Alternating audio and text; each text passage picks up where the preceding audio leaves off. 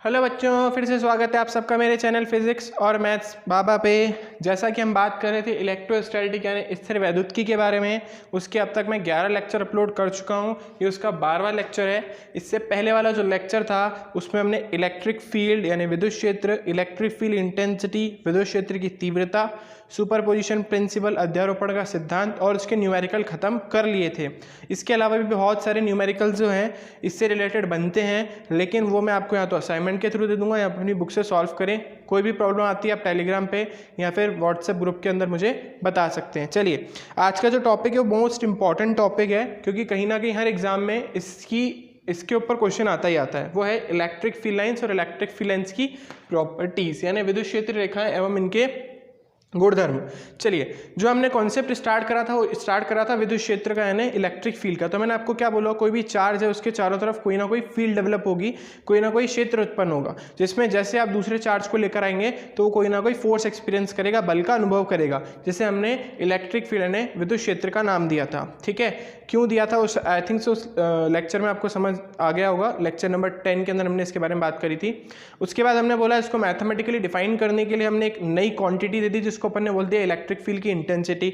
यानी गणितीय रूप से परिभाषित करने के लिए अपन ने एक और दूसरी भौतिक राशि जिसको अपन बोलते हैं विद्युत क्षेत्र की तीव्रता, वो हमने एक कॉन्सेप्ट और दिया, उसके बारे में पढ़ा। उसका एक फॉर्मूला डिराइव करा था KQ/R², एक पॉइंट चार्ज की वजह से उत्पन्न होने वाले विद्युत क्षेत्र की तीव्रता के बारे में।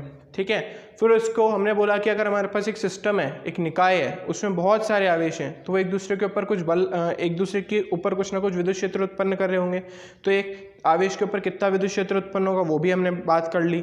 उससे रिलेटेड कुछ न्यूमेरिकल्स भी देख ली। अब हम कह रहे हैं कि हमको विद्युत क्षेत्र को यानी इलेक्ट्रिक फील्ड को ज्योमेट्रिकली यानी ज्यामितीय रूप से पेपर पे दिखाना है।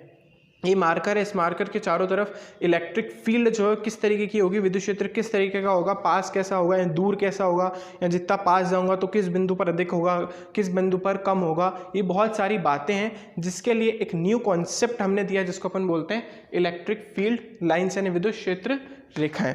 ये वास्तव में एग्जिस्ट नहीं करती है, हमने हमारे समझने के पर्पज से सिर्फ ऐसा मान लिया कि ऐसे कुछ ज्योग्राफिकल लाइंस जो है, ज्योमेट्रिकल लाइंस जो हैं, ज्यामितीय रेखाएं जो हैं वो उपस्थित हैं। वास्तव में ये एग्जिस्ट नहीं करती। इस चीज़ को आप हमेशा ध्यान रखिए। ठीक है, तो देखिए डेफिनेशन बहुत स्ट्रेट फॉरवर्ड है, जैसा मैंने आपको बताया कि these are the imaginary lines drawn around a charge और a charge body to represent its electric field intensity. यानी किसी भी चार्ज या उस चार्ज के चारों तरफ के एरिया के अंदर इलेक्ट्रिक फील्ड को डिफाइन करने के लिए हमने कुछ इमेजिनरी लाइंस ड्रॉ कर रखी, जिसको अपन क्या बोलते हैं इलेक्ट्रिक फील्ड लाइंस। हिंदी में भी सिंपल है कि वह आभासी रेखाएं हैं जो किसी भी आवेश के चारों तरफ या आवेशित वस्तु के चारों तरफ खींची जा सकती हैं, ताकि हम उसके विद्युत क्षेत्र की तीव्रता को प्रदर्शित कर सके, दर्शा सके।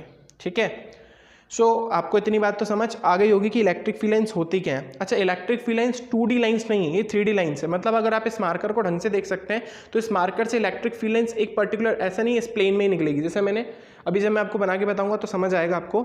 जैसे मैंने यहाँ पे कोई चार्ज लिया, यहाँ पे देखेंगे सब, मैंने यहाँ पे कोई चार्ज लिया और उस चार्ज में मैंने बोला इलेक्ट्रिक फील्ड लाइंस कुछ इस तरीके की हैं। ठीक है, इसका कतई मतलब ये नहीं है कि ये सिर्फ 2D प्लेन पे है। इसका मतलब है ये 3D प्लेन के अंदर है और इसके हर बिंदु से निकल रही है। मतलब अगर ये एक आवेशित वस्तु है तो उसमें से इलेक्ट्रिक फील्ड लाइन जो है यहाँ से भी निकलेगी, यहाँ से भी निकलेगी, यहाँ से भी निकलेगी, यहाँ से भी। जैसे फुहारा निकलता है, 3D फुहारा होता है ना, मतलब एक फुहारा जैसे आपने निकलते हुए देखा होगा, वैसी चीज़ होगी यहाँ पे कि ये जो लाइन्स है कैसी लाइन्स होती है, 3D लाइन्स होती हैं।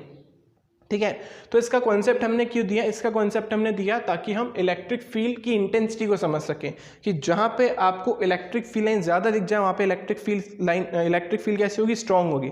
जहाँ पे इलेक्ट्रिक फील्ड लाइन्स आपको कम दिख जाए वहाँ पे इलेक्ट्रिक फील्ड भी कैसी होगी, बहुत लो होगी। यानी जहाँ पर आपको विद्युत क्षेत्र रेखाएं कम दिख रही हैं वहाँ पे विद्युत क्षेत्र भी कैसा होगा, बहुत दुर्बल होगा, बहुत कम होगा। और जहाँ पे आपको इलेक्ट्रिक फील्ड लाइन पास दिख रही है और काफ़ी ज़्यादा उनकी डेंसिटी ज़्यादा है, घनत्व ज़्यादा है, वहाँ पे इलेक्ट्रिक फील्ड कैसा होगा, काफ़ी स्ट्रांग होगा, प्रबल होगा। ठीक है, एक डायग्राम के थ्रू मैं आपको एक्सप्लेन करने की कोशिश करता हूँ कि क्या कॉन्सेप्ट है इसका। देखिएगा, मैंने बोला ये कोई चार्ज है और इस चार्ज में से इलेक्ट्रिक फील्ड लाइंस कुछ इस तरीके से बाहर निकल रही हैं।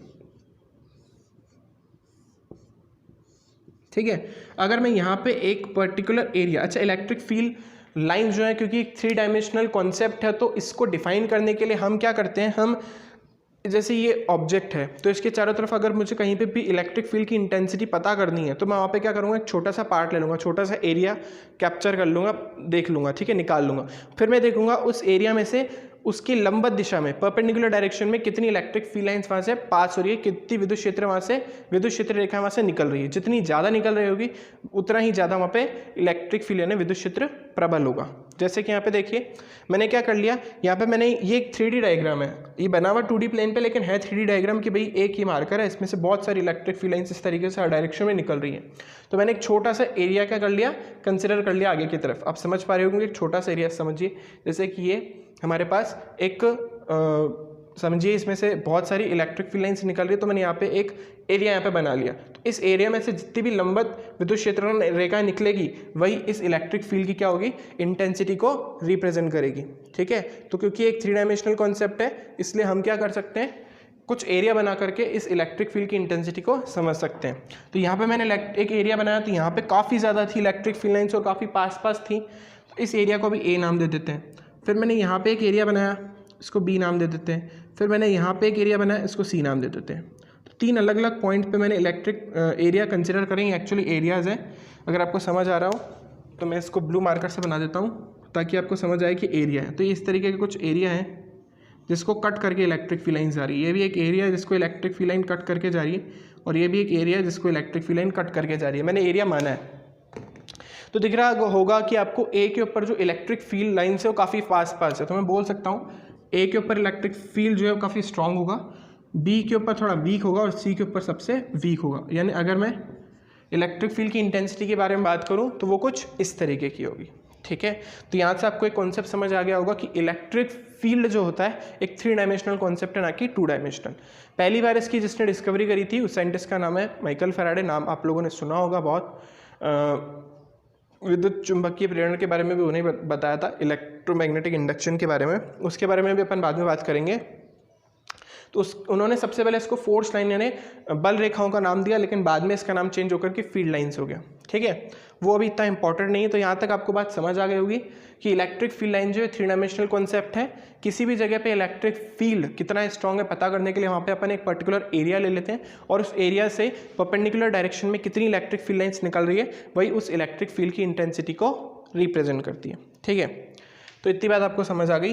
तो अब इसकी प्रॉपर्टीज़ देखते हैं। ठीक है, इलेक्ट्रिक फील्ड समझ आ गई होगी आपको, सिर्फ इमेजिनरी लाइन है जो कि इलेक्ट्रिक फील्ड की इंटेंसिटी को दर्शाने के लिए, उसको शो करने के लिए, रिप्रेजेंट करने के लिए हम यूज़ करते हैं। इसका और कोई सिग्निफिकेंस नहीं है।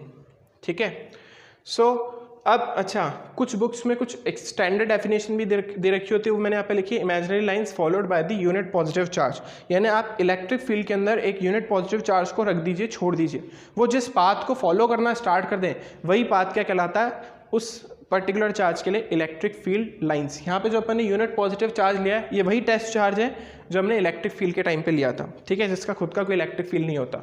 हिंदी में कि भाई हमने कोई एकांक धनावेश ले लिया, उसको विद्युत क्षेत्र में रख दिया, वो जिस पथ को, जिस पाथ को फॉलो करता है, उसको उसके ऊपर से जाता है, गति करता है, उसको अपन क्या बोलते हैं, विद्युत क्षेत्र रेखाएं कहते हैं। ठीक है, तो अब इसकी कुछ प्रॉपर्टी है। पहली property, start from positive charge and terminate at negative charge. मतलब पॉजिटिव चार्ज से निकलती है और नेगेटिव चार्ज पे क्या हो जाती है, टर्मिनेट हो जाती है। जैसे आपने चुंबकीय क्षेत्र रेखाएं क्लास 10th में पढ़ी होगी, नॉर्थ से निकलती है, साउथ में क्या हो जाती है, एंड हो जाती है, वैसे ही है। लेकिन आपकी जो मैग्नेटिक फील्ड लाइन्स थी वो क्लोज लूप में एग्जिस्ट करती है, कभी क्लोज लूप में एग्जिस्ट नहीं करती, कभी भी पूरा घेरा नहीं बनाएगी। ठीक है, उसके बारे में बात करेंगे।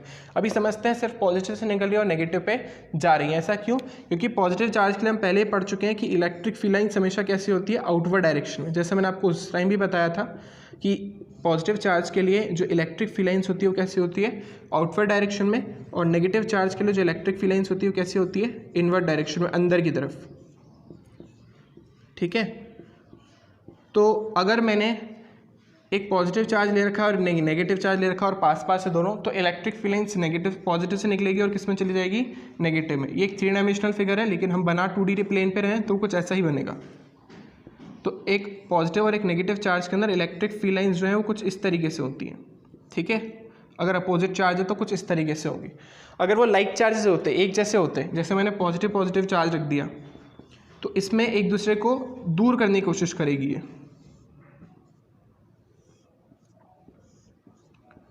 तो इसमें इलेक्ट्रिक फील्ड लाइन ऐसी और इसमें भी इलेक्ट्रिक फील्ड लाइन कुछ ऐसी होगी।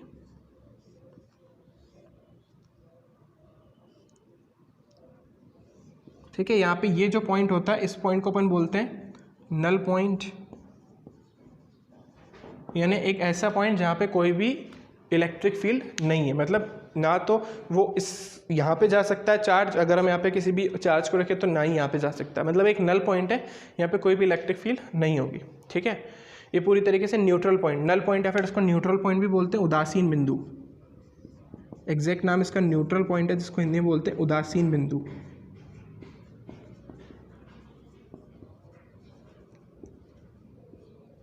अच्छा, इस टॉपिक के आपको नोट्स नहीं मिलने वाले हैं, इसलिए आपको जो भी कॉपी करना है आप पॉज करके वीडियो को बोर्ड से कॉपी कर सकते हैं, सब बोर्ड पे लिखा है, बस मैंने शॉर्ट में लिखा है, आपको एग्जाम में थोड़ा सा एलैबोरेट करके लिखना है। It started from positive charge and terminate at negative charge, इस तरीके से आप पूरा सेंटेंस बना के लिख लीजिएगा, मैंने शॉर्ट में लिख रखा है। ठीक है, तो पहली पॉइंट आपको समझ आ गया होगा कि पॉजिटिव से निकलती है और नेगेटिव में क्या हो जाती है, एंटर हो जाती है। पॉजिटिव चार्ज के लिए आउटवर्ड डायरेक्शन में होगी और नेगेटिव चार्ज के लिए इनवर्ड डायरेक्शन में होगी, अंदर की डायरेक्शन में होगी। ठीक है, पॉजिटिव और नेगेटिव चार्ज के लिए इलेक्ट्रिक फील्ड लाइंस कुछ इस तरीके से, और पॉजिटिव या नेगेटिव चार्ज के लिए इलेक्ट्रिक फील्ड लाइंस दूर दूर, क्योंकि एक दूसरे को रिपेल कर रहे हैं ना, प्रतिकर्षित कर रहे हैं। Electric field line do not intersect each other, कभी भी एक दूसरे को नहीं काटती। ये कॉन्सेप्ट भी आप लोगों ने पढ़ ही लिया होगा कि इलेक्ट्रिक फील्ड लाइन जैसे मैग्नेटिक फील्ड लाइन थी, चुंबकीय क्षेत्र रेखा है, वैसे ये भी एक दूसरे को कभी कट नहीं करेगी। क्यों कट नहीं करेगी, उसके लिए पहले आपको एक कॉन्सेप्ट समझना पड़ेगा। वो कॉन्सेप्ट क्या है कि अगर इलेक्ट्रिक फील्ड लाइन यूनिफॉर्म नहीं होकर के इस तरीके से कर्व में हो और मुझे इस पॉइंट के ऊपर इलेक्ट्रिक फील्ड की इंटेंसिटी, इलेक्ट्रिक फील्ड की डायरेक्शन निकालनी हो, तो मैं इसके ऊपर एक क्या ड्रॉ कर दूंगा, टेंजेंट। तो यहाँ से एक और प्रॉपर्टी निकल के आ गई है, उसको हम बोल सकते हैं कि किसी भी पॉइंट पे अगर आपको इलेक्ट्रिक फील्ड की डायरेक्शन बतानी है किसी भी कर्व पे, तो आप क्या करें, वहाँ पे एक टेंजेंट ड्रॉ कर दें। तो वो जो टेंजेंट होगा वो किसकी डायरेक्शन को बताएगा, इलेक्ट्रिक फील्ड की डायरेक्शन को। जैसे यहाँ पे अगर मेरे को पूछता कोई तो उसकी डायरेक्शन यहाँ होती, यहाँ पे अगर मेरे से कोई पूछता तो उसकी डायरेक्शन यहाँ पे होती, मतलब एक टेंजेंट ड्रॉ करके हम इलेक्ट्रिक फील्ड की डायरेक्शन को आइडेंटिफाई कर सकते हैं। तो ये जो हमको पॉइंट बोल रहा है कि इलेक्ट्रिक फील्ड लाइन एक दूसरे को कट नहीं करती हैं, अगर ऐसा हो जाता कि कट कर जाती तो उस पॉइंट पे, जैसे ही पॉइंट है यहाँ पे इलेक्ट्रिक फील्ड लाइन इस तरीके से आ रही है और एक दूसरे को कट कर रही है, तो इसकी नीचे वाले की वजह से इलेक्ट्रिक फील्ड की डायरेक्शन इधर होती है और ऊपर वाले की वजह से इलेक्ट्रिक फील्ड की डायरेक्शन क्या होती है, इधर होती है। लेकिन इलेक्ट्रिक फील्ड लाइन की कभी भी दो डायरेक्शन पॉसिबल नहीं है, उसकी हमेशा एक यूनिक डायरेक्शन होती है। ये भी एक नई प्रॉपर्टी आपके सामने और आ गई कि इलेक्ट्रिक फील्ड लाइन्स की एक डायरेक्शन जो होती है वो कैसी होती है, यूनिक होती है। ठीक है, अभी बताया ना हमने, पॉजिटिव से निकलती है और नेगेटिव में टर्मिनेट होती है, तो ऑब्वियस सी बात है इसकी डायरेक्शन कैसी हो गई, यूनिक हो गई। तो ये यूनिडायरेक्शनल होती है, मतलब एक ही दिशा में गति करती हैं, एक पर्टिकुलर डायरेक्शन में गति करती हैं, एक पर्टिकुलर दिशा में गति करती हैं, इसलिए ये कभी भी एक दूसरे को नहीं काटती। अगर काटती तो उस बिंदु पर विद्युत क्षेत्र की दो दिशाएं होती, दो डायरेक्शन होती, जो कि पॉसिबल नहीं है। थर्ड पॉइंट है, ये मैं आपको ऑलरेडी बता चुका हूँ, इलेक्ट्रिक फील्ड लाइन जहाँ पे ज़्यादा पास होगी वहाँ पे इलेक्ट्रिक फील्ड कैसी होगी, स्ट्रॉन्ग होगी, और जहाँ पे इलेक्ट्रिक फील्ड लाइन दूर होगी वहाँ पे इलेक्ट्रिक फील्ड कैसी होगी, काफ़ी वीक होगी। तो यहाँ से ये पॉइंट निकल के आया, electric field lines is directly proportional to intensity of electric field, विद्युत क्षेत्र रेखाओं की संख्या विद्युत क्षेत्र की तीव्रता के सीधे समानुपाती। जहाँ ज़्यादा इलेक्ट्रिक फील्ड लाइन वहाँ पे ज़्यादा स्ट्रॉन्ग और जहाँ पे दूर वहाँ पे कम, जो फर्स्ट आपको एग्जाम्पल बताया था। एक और एग्जाम्पल से मैं आपको बताने की कोशिश करता हूँ, ध्यान दीजिएगा सामने।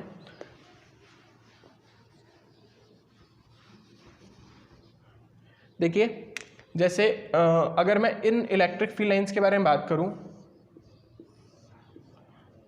इन इलेक्ट्रिक फील्ड लाइंस के बारे में बात करूँ और इस तीसरी इलेक्ट्रिक फील्ड लाइन के बारे में बात करूँ। फर्स्ट वाले में इलेक्ट्रिक फील्ड जो है, इलेक्ट्रिक फील्ड का मैग्नीट्यूड कांस्टेंट है, मतलब उसका परिमाण निश्चित है, कभी भी चेंज नहीं हो रहा, क्योंकि इलेक्ट्रिक फील्ड लाइन एक दूसरे के कर्व में ही भले लेकिन पैरेलल चल रही है, लेकिन इनकी डायरेक्शन बार बार बदल रही है, यानी इनका मैग्नीट्यूड यानी परिमाण तो जो है, परिमाण जो है वो तो क्या है, परिमाण वो तो कांस्टेंट है फर्स्ट वाले में, लेकिन इसकी जो डायरेक्शन है वो बार बार क्या हो रही है, चेंज हो रही है।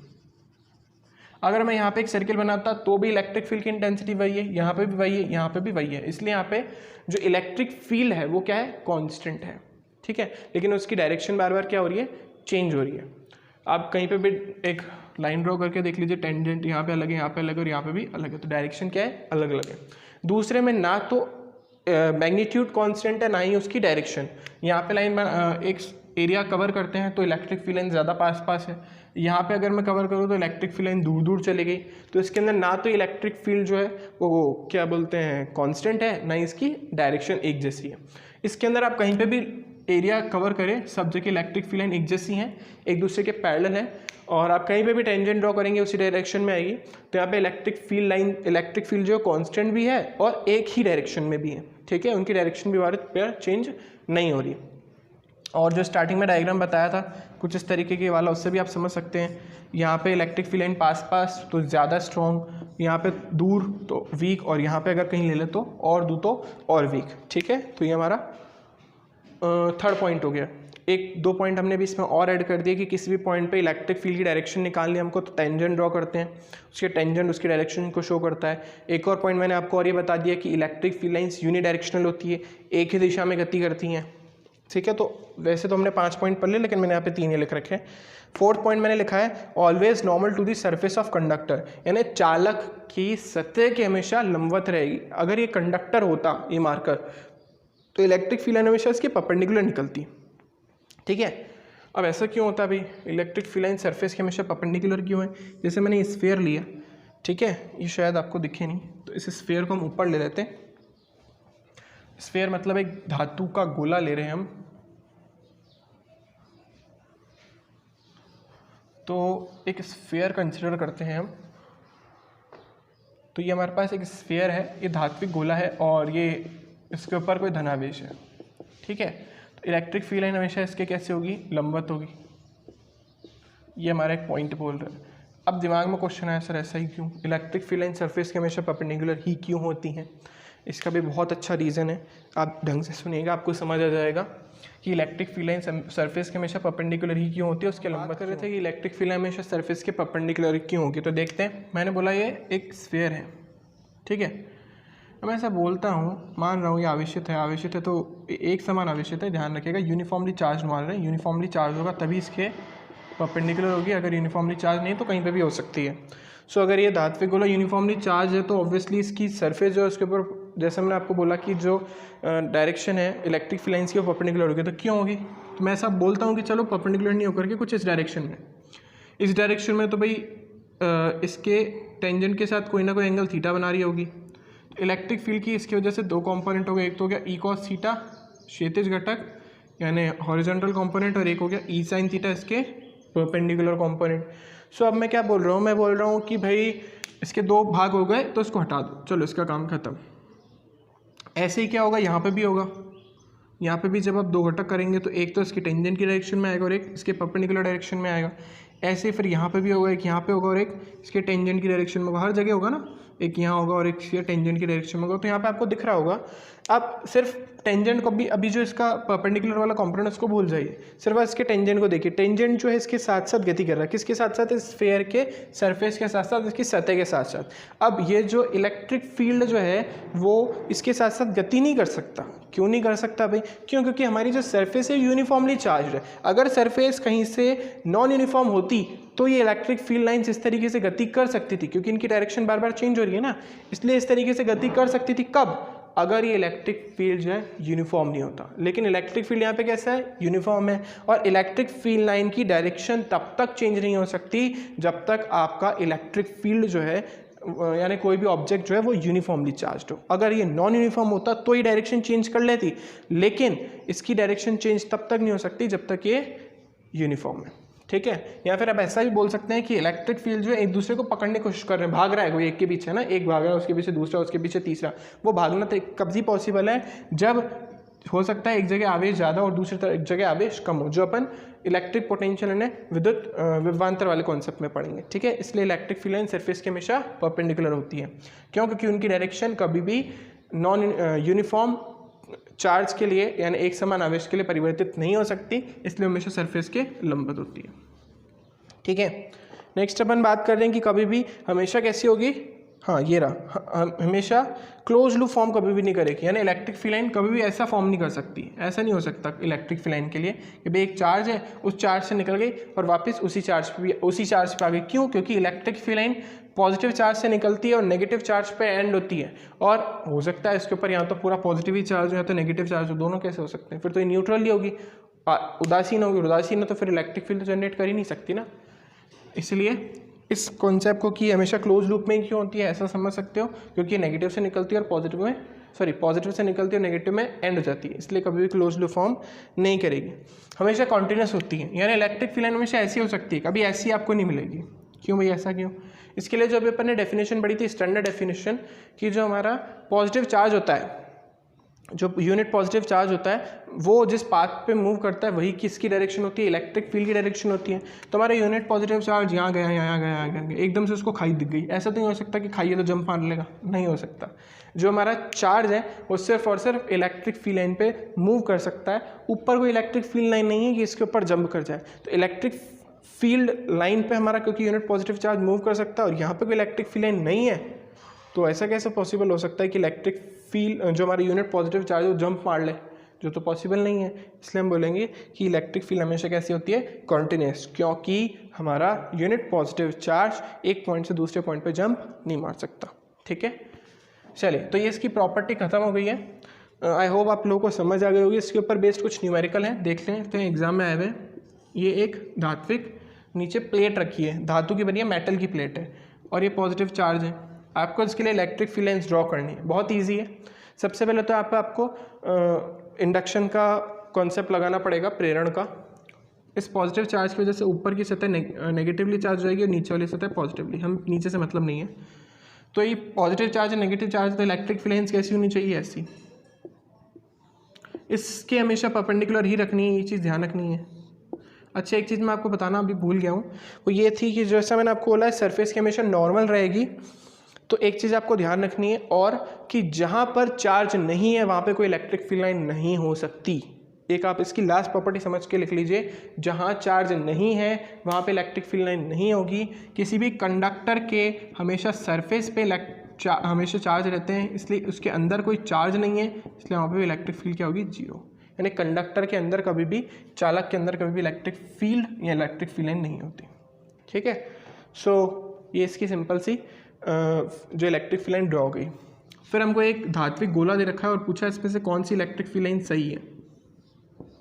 A option, B option, C option और ये डी ऑप्शन।